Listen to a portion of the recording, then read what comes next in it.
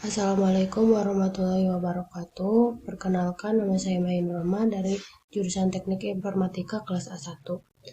Di sini saya akan menjelaskan materi 1, yaitu tentang sistem terdistribusi. Apa itu sistem terdistribusi? Sistem terdistribusi merupakan kumpulan autonomous komputer yang terhubung melalui sistem jaringan komputer dan dilengkapi dengan sistem software yang terdistribusi untuk membentuk fasilitas komputer yang terintegrasi, melakukan koordinasi hanya dengan pengiriman pesan atau message passing. Tadi autonomous komputer. Apa yang dimaksud autonomous komputer? Yaitu walaupun komputer tidak terhubung ke jaringan, komputer tersebut akan tetap dapat berjalan. Contohnya internet, mobile computer. Selanjutnya, bagaimana sih proses sistem terdistribusi itu? Prosesnya yang pertama, sistem terdistribusi dijalankan secara bersamaan. Yang kedua, interaksi untuk bekerja sama dalam mencapai tujuan yang sama. Yang ketiga, mengkoordinasikan aktivitas dan pertukaran informasi, yaitu informasi yang berupa pesan yang dikirim melalui jaringan komunikasi.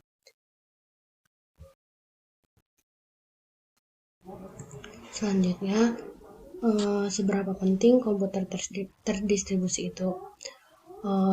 Sistem komputer terdistribusi merupakan hal penting untuk fungsi organisasi. Apa yang dimaksud fungsi organisasi? Yaitu memberikan arahan dan aturan serta pembagian kinerja sistem komputer. Contoh, internet global jaringan, interkoneksi komputer yang berkomunikasi melalui IP atau Internet Protocol. Selanjutnya, keuntungan dari sistem jaringan terdistribusi. Yang pertama, ada keuntungan dari segi performance. Kenapa? Karena sekumpulan prosesor dapat menyediakan kinerja yang lebih tinggi daripada komputer yang terpusat. Yang kedua, ada distribution. Banyak aplikasi yang terlibat sehingga lebih baik jika dalam mesin yang berbeda. Jika dipisah dalam mesin yang berbeda. Contohnya aplikasi perbankan dan komersial. Komputer juga memiliki kemampuan fungsi yang berbeda-beda, yaitu fungsi sebagai client dan server, fungsi sebagai host atau terminal, fungsi sebagai data gathering atau data processing. Yang selanjutnya, reliability.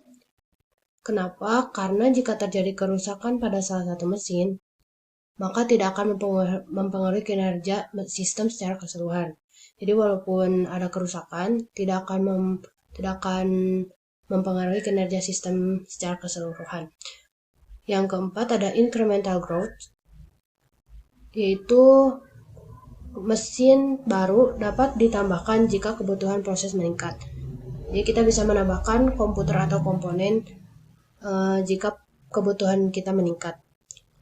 Yang kelima ada sharing data atau resource. Resource adalah segala hal yang dapat digunakan bersama dalam jaringan komputer, meliputi hardware dan juga software.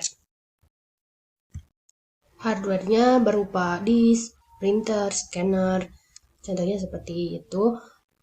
Contoh dari software-nya seperti berkas, basis data, atau objek data.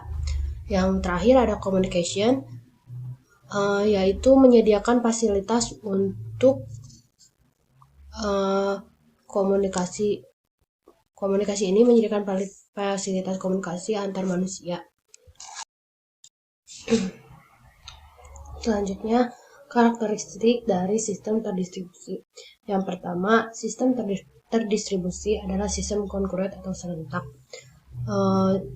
Jadi, contohnya seperti kita dan teman sekelas kita memakai browser atau mengakses browser suatu halaman web secara bersamaan yang disebutkan dengan deadlock.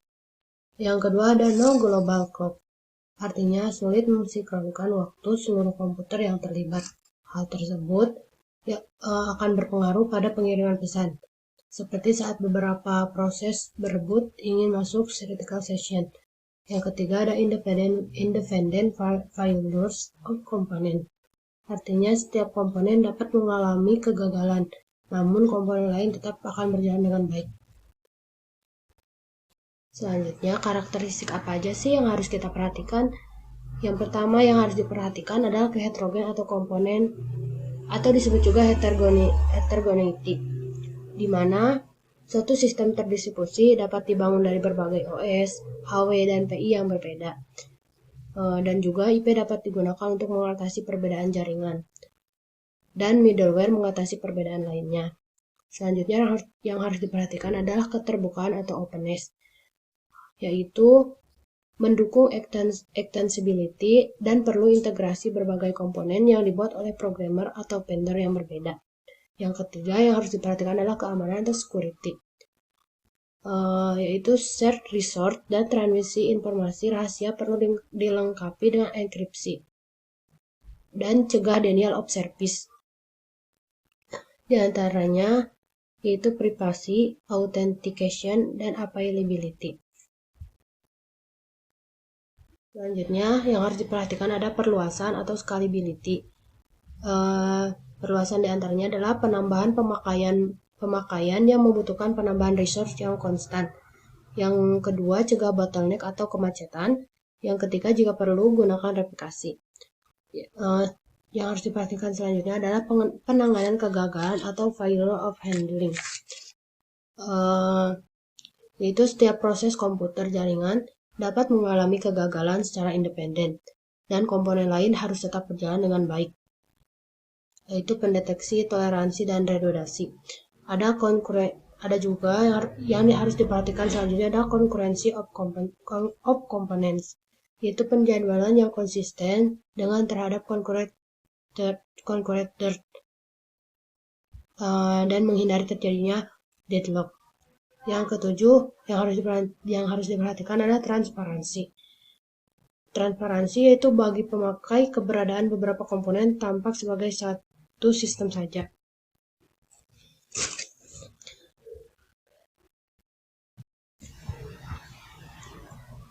Mungkin hanya itu saja yang bisa saya sampaikan. Mohon maaf bila masih banyak kekurangan. Billahi taufiq wal hidayah. Wassalamualaikum warahmatullahi wabarakatuh.